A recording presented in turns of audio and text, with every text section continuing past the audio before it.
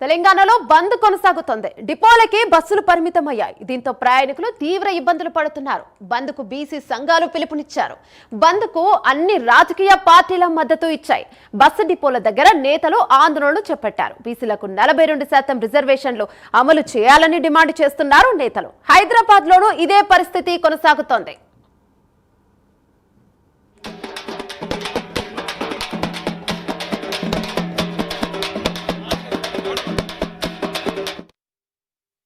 స్వతంత్రం వచ్చినప్పటి నుంచి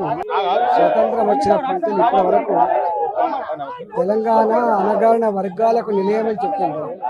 తెలంగాణలో అనేక రకాల సామాజిక ఉద్యమాలు జరిగినాయో అయినా ఏనాడు కూడా వాళ్ళకు ఒక ముఖ్యమంత్రి కాలేకపోయారు.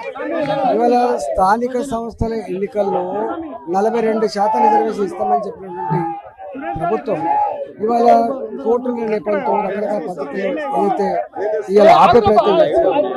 అవసరమైతే తమిళనాడు తరహాలో లెక్కలు సేకరించి డెడికేటెడ్ కమిషన్ వేసి లెక్కలు సేకరించి ఇవాళ 9th షెడ్యూల్లో పెట్టేంత వరకు కూడా తెలంగాణలో 42% రిజర్వేషన్ వచ్చేంత వరకు ఐక్యంగా ఉద్యమించాలని చెప్పి ఏ నిర్ణయం తీసుకున్నారో అది 100% అమలు కావాల్సి చట్టసభలలో కూడా ఇవాళ బీసీ రిజర్వేషన్ కావాలనేటువంటి భావన అయితే ఉందో అది అమలు కావాల్సి ఉంది. ఇవాళ ఈ పోరాటం ఇక ఆగే ప్రసక్తి లేదు.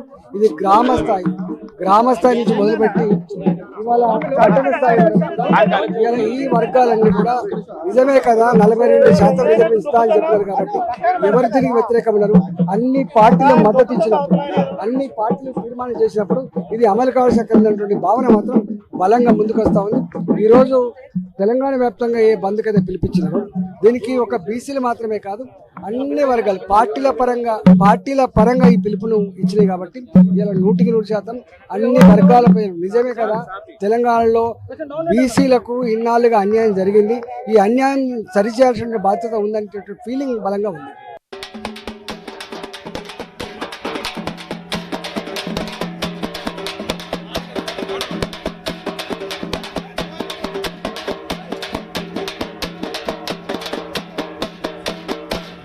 బీసీలారా లెండిరా బానిస బతుకులు